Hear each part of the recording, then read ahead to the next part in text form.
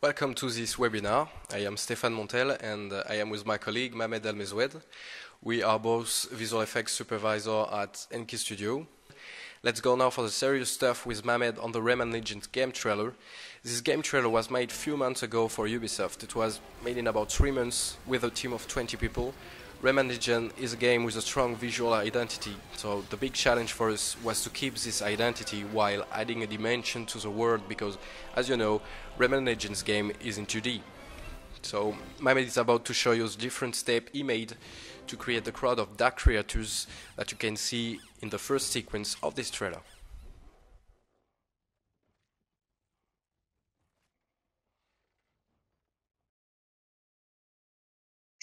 Hello Internet, I am Mhamed Elmezoued and I will show you the different steps we made to create the crowd of the dark creators who chase Barbara in the first sequence of this trailer. First, let's watch a game footage of Rayman Legends that we use as reference to analyze the motion and behavior of the little beasts. We can see here that the creatures always move together and are very compact. They rarely stand out of the group, and if they do, they quickly come back in. We can see also that there is a kind of convective motion. We can see here they always move in circle, you know, like the caterpillars of a tank. Okay, how to do this in 3D? Here are the big steps. First, we start by animating a simple placeholder of the crowd. Then we use this placeholder to contain the particle flow system. When the simulation is complete, we bake the animation of particles on helper in order to have a lighter and quicker scene. Then we link an instance of a low version of an animated dark creatures on these helpers. We had a few hard versions of keyframe animated dark creatures in the foreground, and of course the character of Barbara. And voila, we just need to hit F9. Okay, how did I design the process? How to keep the dark creatures in compact way during the shot. When I watched the references, I immediately think of the log-bound operator in particle flow. This operator ensures that the particles remain together and are connected to a static or an animated surface. I will come back to it later. The first thing we have made is animate a mesh. This mesh in the viewport, which look like a soft body, that helps us to determine the volume of the crowd. This animated mesh is actually a simple sphere, as you can see, that we put in motion with the space warp FFD box. I hide the set to be more clear, and I hide the control. This up there is the FFD box. This FFD box is skinned with shapes and helpers as a bond. This little setup has allowed the animator to easily manipulate and twist this sphere in the viewport. That was more handy than if we had to use the FFD box control points. The yellow shapes, it's to control globally the shape of the mass, and the helpers to fix locally the silhouette of the mesh.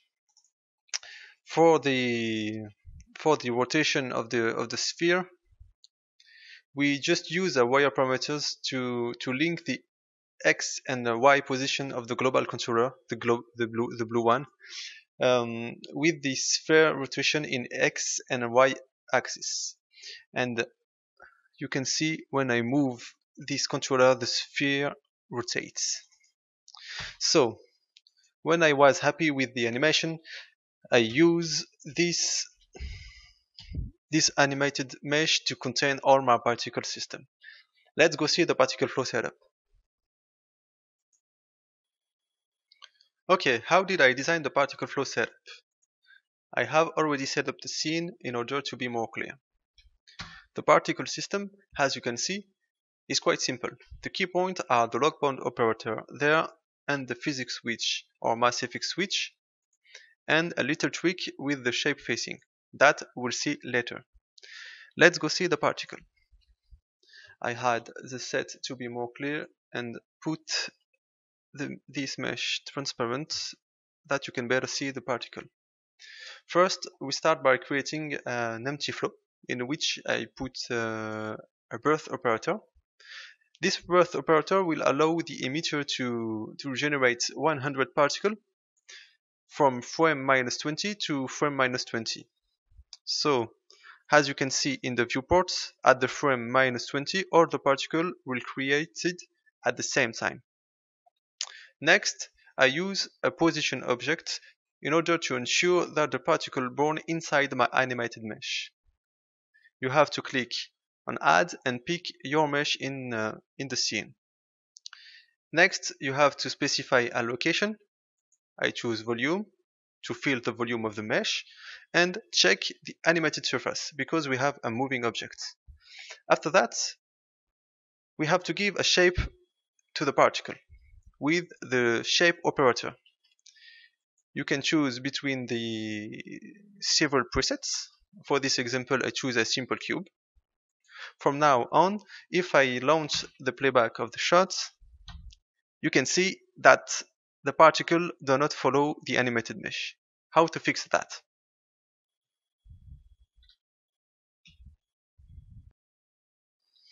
For that, I'm going to add a logbound operator. And if I launch the playback, you can instantly see that the particles are now following the mesh. The result is not so bad. All my particles are moving and following the animated mesh. Let's go see what the logbound operator is made of. For the explanation, the role of this operator is to force the particles to stay at their position while following the animation of the surface on which they are attached. Therefore, when the animated mesh is moving, you can see that the particles remain at their position inside the mesh while being driven by his motion. In the operator here, I specify that the particles are attached to my animated mesh, and we have to click on Add and pick the object in the scene. Next, we have to click on the Lock to Surface and specify Animated Surface, because here we have an object with an animated surface and not a simple moving object. For now, we can let the other options as default. Okay, the result is not so bad, but if I increase the number of particles, it will be more clear. You can see that the particles intersect with each other. This is the next step, how to solve that interpenetration problem while keeping our animation. For that, we are going to add a dynamic collision in this particle system. We start by creating a physics world. This operator is going to specify that the particles of this event are now part of a dynamic world with physics simulation. For this, you also need to add a physics shape operator. This one will establish a collision surface for each particle. It can be a box, a capsule, a sphere, or even better, a convex hull. Convex hull will be an approximation of the particle geometry. In this case, we choose the sphere option. If you want, you can check a preview of this collision surface in the viewport as a shaded geometry or wireframe. So let's see what's happened to my particle. What happened on frame minus 20? As you can see, with dynamic on, it's a bit of a mess. Actually, the logbound operator does not do his job anymore. What we need to do is maintain the particles inside the mesh while ensuring they do not intersect each other. To do that, we had a physics switch operator. This operator allows particle flow to take into account both universes. First one, the motion driven by standard operator, in other words, kinematic.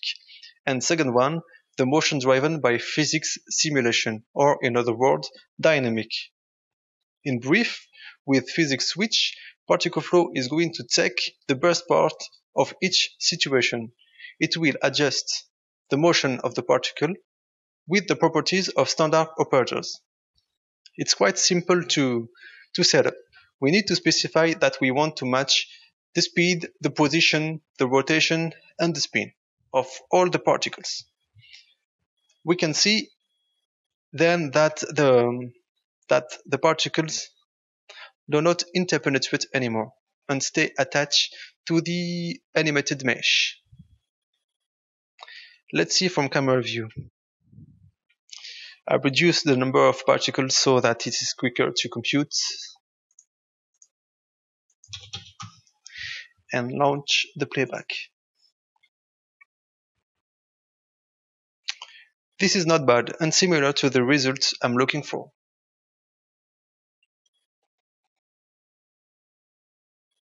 But if I change the shape of the particle from a cube to something on which we can determine its orientation, let's say a little heart,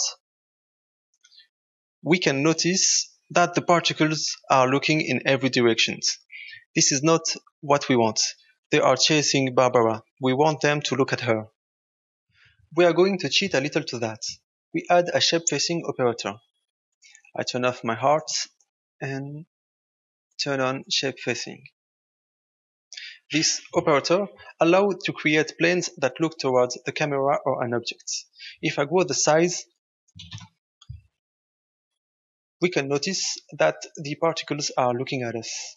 Actually, I tell them to look toward an object. This object is hidden and is nothing more than a helper linked to the head of Barbara. If I look from the left view and move this helper, you can see, that the planes are always looking toward this object. But we do not want planes as a particle shape. The trick here is to put on top of this shape facing another shape operator. This operator will inherit the orientation property and obviously the scale of the shape facing. Put one in scale, and so that I have my little hearts back and they are looking in the right direction. So if I go back to the camera view and launch the animation, I can see that my particles follow the animated mesh and they look in the good direction. Great, but if I unhide my set, we can see that there is one more thing to do, because my particles interpenetrate with the ground. To fix that, we call the mass-effects collision operator to rescue. We tell him what are the objects that we want as deflectors. For that, we have to add on those objects a p-flow collision shape modifier that can be found in the world space modifiers category. p-flow collision shape. In the modifier, we have to tell him how to translate the geometry for the dynamic engine. You can choose here different primitive shapes, but for a better result, you have to choose geometry. It will respect the exact topology of your object. Now click on Activate and add this object on the mass-effects collision deflectors list by clicking on Add and pick in the scene your object. Up, up. It seems that we have everything well set up. I hide this animated mesh to see only the results of my particle. As you can see, they move without interpenetrate with the ground or each other, and they follow the motion of the animated mesh. Let's see the results.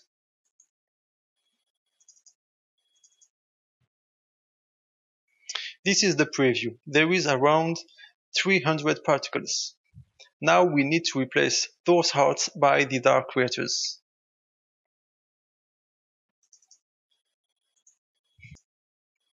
If we have a look to the scene, with only 100 particles, this is quite slow. I need to optimize this. One solution for that is to bake the particles onto helpers. To bake particles, I use the pflow baker script made by Offer Zalikover. It's very simple. You have to specify the particle system you want to bake. Here I have only one particle system, so that is already selected. Then you have to specify the range, the frame range, and finally you choose what kind of result you want. I don't need the particles mesh, so I check helpers. Then we need to uncheck this, this, and this, and we can launch the process.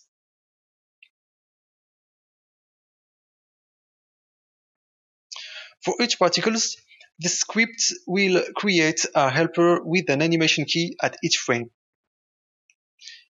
After that, we can delete the particle flow system and only keep the helpers.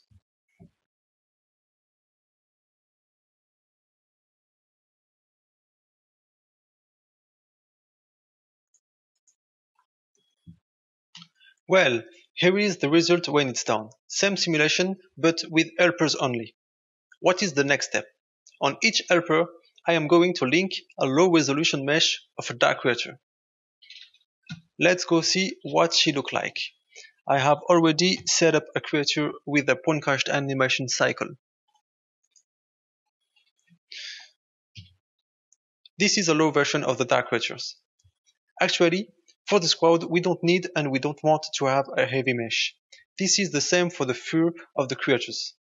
It is a real fur setup on the height version, but for the crowd, we decided to use a technique already used in video games that involved to transform the fur in alpha texture on planes. In the end, we have a much lighter dark creature who fit perfectly for the crowd situation.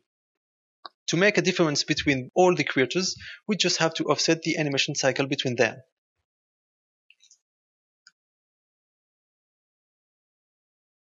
These four creatures will replace the helpers thanks a little script that I made.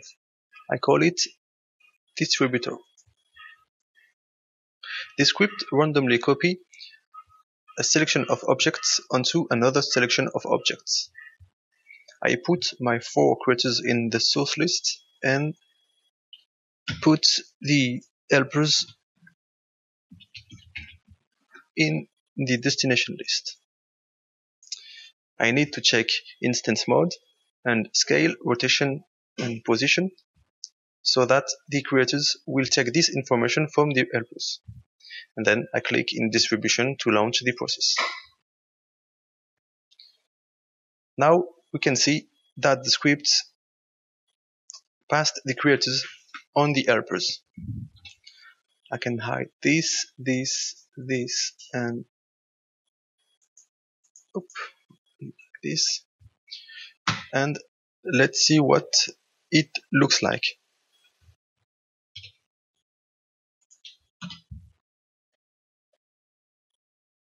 Here is our crowd of dark creatures baked and point cached, and this is quicker than the particle flow system that we had before. Okay, now it seems like it's over. Let's do a recap of what we made. We attach a dynamic particle system to an animated mesh. To optimize our scene, we bake this particle system on helpers, and we replace the helpers with point cached animated low resolution dark creatures, and voila! Next step will be to put that in the lighting scene, then to add a few high resolution dark creatures in the foreground with real fur made with air farm, and of course to add Barbara. Press F9 and thanks to magic, here is the final shot. You can barely notice that we use low resolution dark creatures in the crowd. This is it. Thanks for listening to me. Thanks to everybody who worked on this project, and thanks Autodesk. See you!